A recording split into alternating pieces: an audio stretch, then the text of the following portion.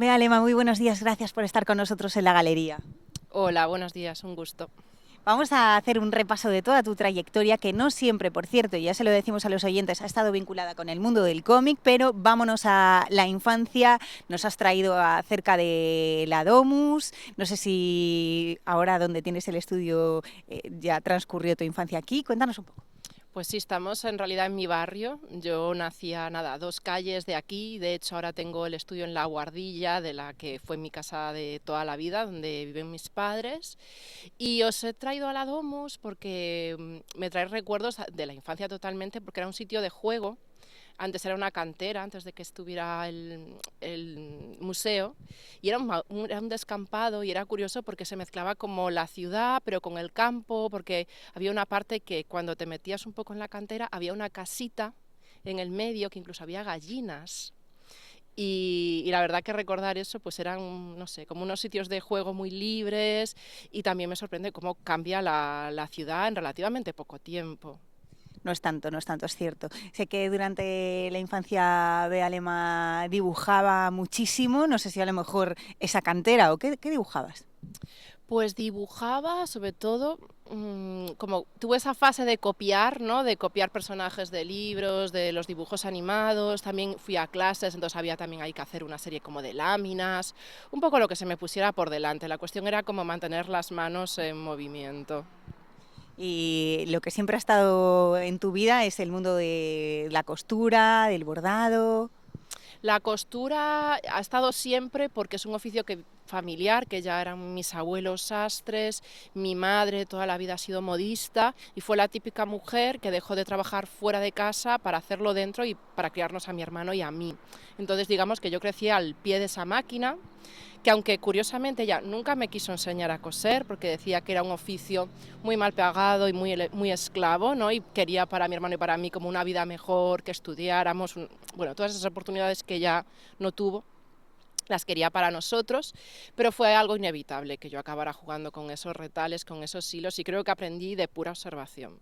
Pues vaya con el resultado, no es por nada, y vemos buena parte de ello en El Cuerpo de Cristo, Premio Nacional del Cómic, aunque, bueno, decimos, bueno, y otros muchos que te has llevado, que luego los repasamos, aunque decimos, no siempre tu trayectoria ha estado vinculada con el cómic porque tú no estudiaste esto ni te ibas a dedicar a esto.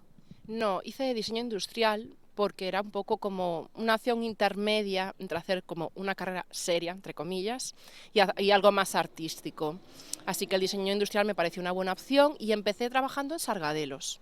Estuve allí 3 años y la verdad que fue una experiencia muy chula porque me fascina como toda la historia que hay detrás, el proyecto, el ver cómo salen las piezas desde el papel a la fábrica, al punto de venta, ¿no? Porque allí se hacía absolutamente todo y la verdad que fue una etapa bonita, sí.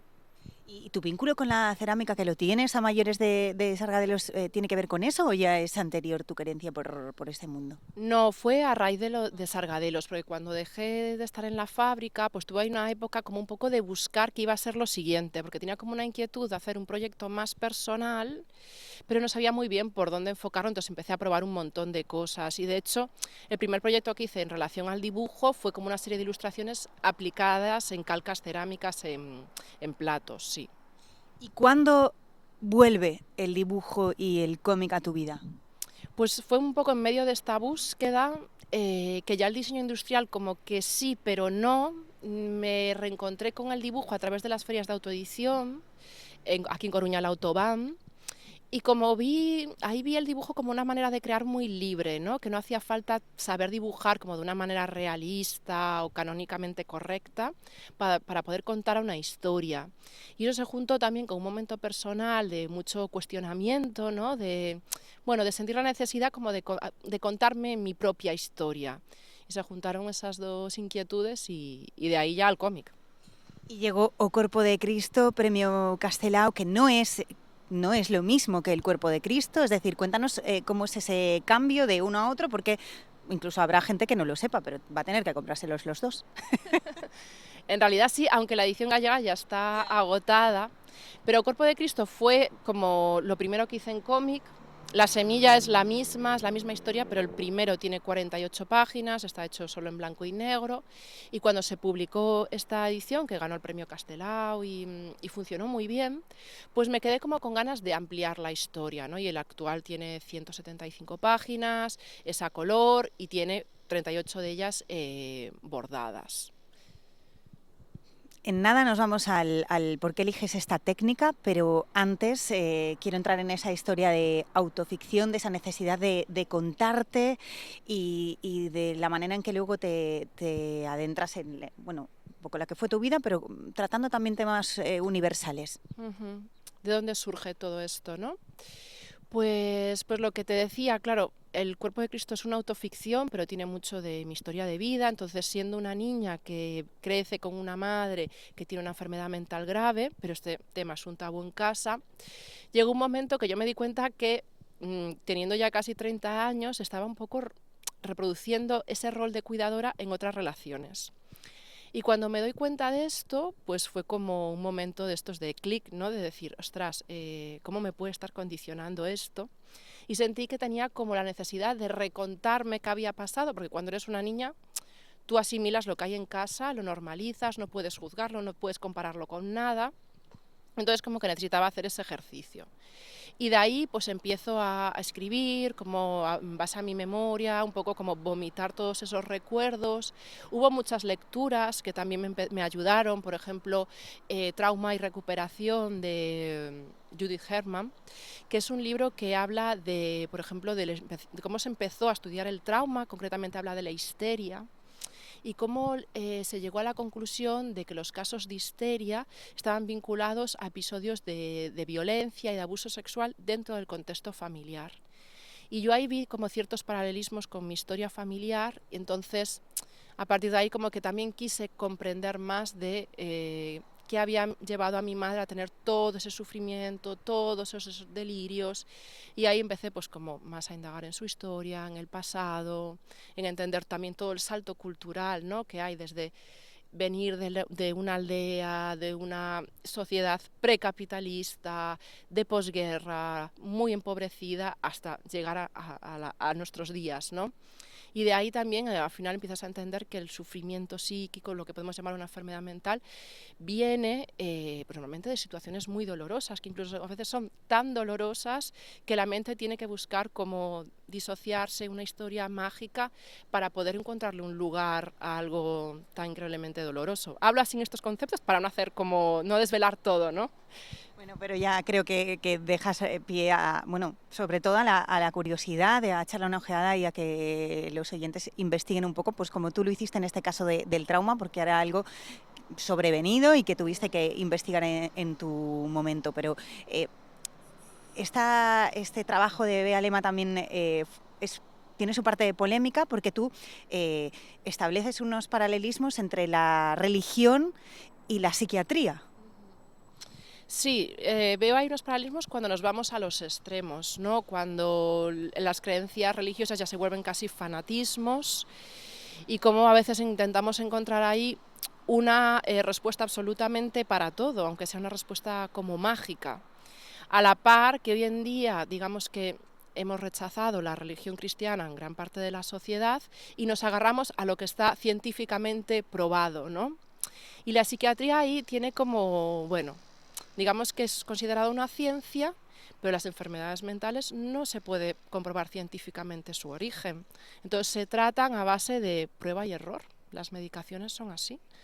Entonces, bueno, es una especie, hago ese paralelismo porque a veces también la psiquiatría confía en la medicación como la solución absoluta de los problemas, pero parece que se obvia que estás tratando con una persona que tiene un pasado, que vive en unas circunstancias muy concretas y que ahí hay mucha información, ¿no? para tratar a la persona y a veces necesitamos más recursos más allá de una medicación. A veces necesitamos una escucha, necesitamos saber si esa persona tiene sus necesidades básicas cubiertas, quizás una terapia psicológica, ¿no? Entonces, bueno, va un poco por ahí. ¿Has tenido problemas con algunas asociaciones o, bueno, ha habido gente católica en este caso que ha protestado? No quiero entrar en eso, sino también sí del otro ámbito, psiquiatras y demás te han dicho, ¿pero qué pasa con nosotros?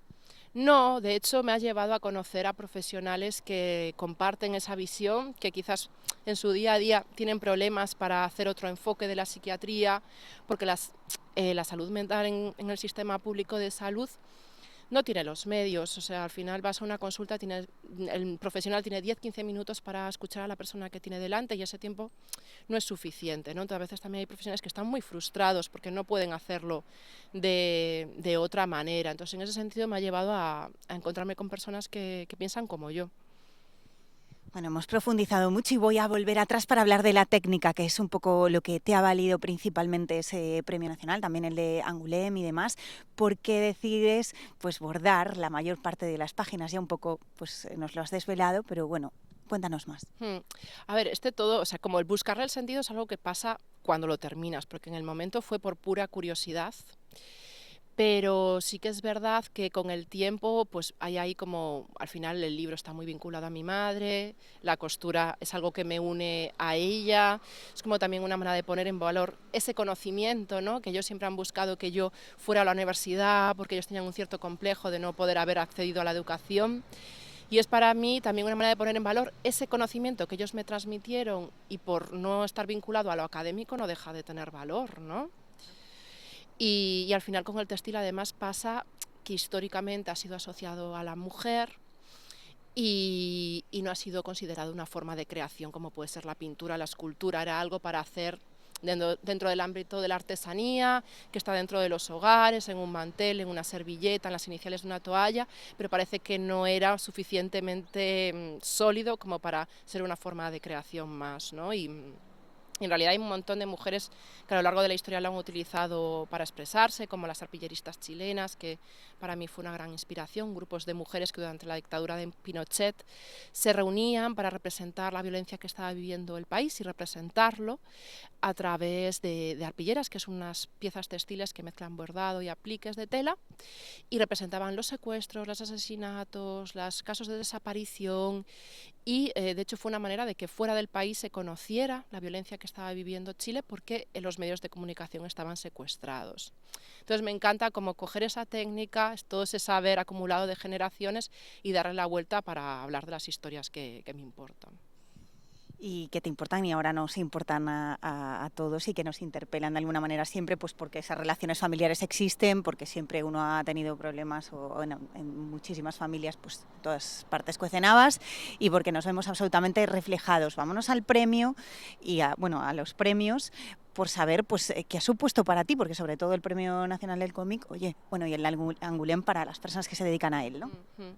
Pues a ver, al final los reconocimientos, por un lado como que te avalan, ¿no? Te dan seguridad sobre lo que haces. De repente ponen un foco sobre el libro, sobre la temática, que para mí es importante. Sí, básicamente hace que llegue el libro a muchísima más gente, que al final cuando tú llevas un montón de tiempo haciendo un proyecto lo que quieres es que se lea, ¿no? Y que llegue a cuanta más gente mejor. Entonces, sí, trae todo esto consigo. Este proyecto ahora mismo está agotado en librerías en el momento en el que grabamos la entrevista, pero a ver si esta semana ya, cuando se emita la entrevista, ya se recupera, porque claro, se está vendiendo un montón, ¿no? Sí, vamos ahora a la edición que va a salir en una semana, pues es la cuarta edición, ya es la segunda vez que se agota y la verdad que siento que está llegando a gente muy diferente, lo cual me enorgullece, incluso a gente que nunca ha leído un cómic o que el cómic se lo compra a la hija, se lo pasa a la madre, lo leen personas de generaciones diferentes, y bueno, y creo que eso es lo mejor que le puede pasar, el mejor premio. Desde luego que sí, el mejor premio, pero creemos que va a haber adaptación a un corto de animación y lo estás llevando a cabo tú. Sí, estoy trabajando en ello ahora mismo. Va a ser un corto que también utilice la técnica del bordado. Va a durar 8 minutos y van a ser 8 minutos con esa técnica que nos lo hemos ingeniado para poder llevarlo a cabo. Y es como, bueno, un extracto, una síntesis del libro, porque claro, en 8 minutos no puedes entrar en todas las tramas, se centra mucho en el personaje de Adela, cómo vive sus delirios, y también hay una parte que me permito como fantasear, como cómo sería un hospital más amable, donde también el arte, la creación, el bordado tenga como un espacio, digamos, también como de uso terapéutico o de como forma de expresión. Esto es un trabajo arduo, lleva mucho tiempo, pero cuando se acabe, cuando podamos ver el corto, cuando gane muchísimos premios seguro y volvamos a entrevistarte, ¿tienes en mente hacer algo más? Tengo algunas cosas que me rondan la cabeza, pero lo que quiero es descansar y no hacer nada. Bueno, Sí. quería entrar en el tema promo, porque claro, cuando uno gana un premio yo sé que estamos todo el rato llamando, que estamos todo el rato contactando con Astiberri, que es la editorial, para por favor conseguir hablar con Bea, además siendo coruñesa más, pero cuando uno se ha dejado la piel y se ha contado de una manera tan dura en un libro así, hablar constantemente sobre ello, ¿qué tal? Bien, intento como porque sí que es verdad que cuando repites mucho lo mismo llega un momento que te sientes como tú misma, como un robot y casi que el discurso pierde un poco de sentido. Pero he conseguido encontrado un truco que es como encontrar, como no decir siempre lo mismo, como buscarle nuevas vías, sacar algún tema nuevo, como intentar refrescar todo el rato un poco lo que voy diciendo. ¿Y la experiencia te ha valido, ha sido para ti una catarsis en ese proceso que estabas intentando encontrar de, bueno, pues después del trauma y demás? ¿Te ha valido? Sí, me ha valido el proceso de trabajo en sí, de creación, porque al final te cuenta que esto lo empecé en 2016, estamos en 2024, claro, han pasado mucho tiempo, ¿no? Y sí que ha sido una manera de reencontrarme, de ver la historia desde fuera, que al final es lo que te da la creación, ¿no? Como entrar en contacto casi con el alma, con tu propia alma. Y sí, para mí totalmente ha sido como una manera de cerrar una herida, ¿no? De coser una herida. Vamos a quedarnos con esa frase que nos interesa y vámonos a por el cuestionario ya, que siempre hacemos para acabar. ¿Un lugar de A Coruña? Pues vamos a decir el lado mus, ¿no? Porque me remite a la infancia, está cerca del mar que me encanta, está en el barrio, así que lo tiene todo. Se puede bordar al sol en las escaleras. Eso es, sí, un sitio muy agradable. Vale, pues vámonos entonces a por un local de Coruña. Un local, voy a decir, la cafetería Manhattan, que me hace mucha gracia porque es como que se ha parado en el tiempo y los camareros siguen llevando pajarita y el suelo es de mármol, las butacas son de piel, acolchadas, el techo es de espejos, bueno, no sé, me parece que tiene una decoración como muy especial. ¿Una película? Una película, voy a decir, Más allá de los árboles, de Jacinto Esteve. Es una película que se hizo en el año 74 y este hombre se dedicó a viajar por toda España recopilando como tradiciones populares. Por ejemplo, sale O Corpiño de Lalín. A mí me resultó muy inspirador para el libro y me encanta porque bueno, es como una especie de crítica que eran los años como de la transición, que se vendía como una España muy progresista y en realidad estaba todavía muy arraigada en sus tradiciones, ¿no? Y la verdad que vale mucho la pena. Pues nos la apuntamos, queremos apuntarnos también un libro. Un libro, voy a decir, ay, que se me ha ido el nombre, es de Delfín de Vigam, Nada se opone a la noche, y es un libro que es autobiográfico y tiene muchos paralelismos con el cuerpo de Cristo, porque Delfín relata cómo ha vivido la locura su madre y también qué la ha llevado, ¿no? a la locura, y además tiene como una especie de diario de escritura de cómo se siente ella, hablando de toda la historia familiar, de lo que le remueve, de quién es ella para hacerlo, y bueno, es un librazo. ¿Y una canción? Pues mira, voy a decir un tema de piano que me remite a las clases de ballet de cuando era una niña, que es un fondue que se llama Autumn Leaves y es de Lisa Harris. Y me conecta mucho con, bueno, yo hice ballet muchos años y durante la infancia ese espacio de la clase de ballet era como un pequeño refugio donde no importaba lo que estaba pasando fuera, solo había que concentrarse en hacer los pasos y es al ritmo de la música y la verdad que lo recuerdo con mucho cariño. Pues con ella nos quedamos. Bea Lema, gracias por estar con nosotros. Nada, a vosotros por este ratito y por el espacio.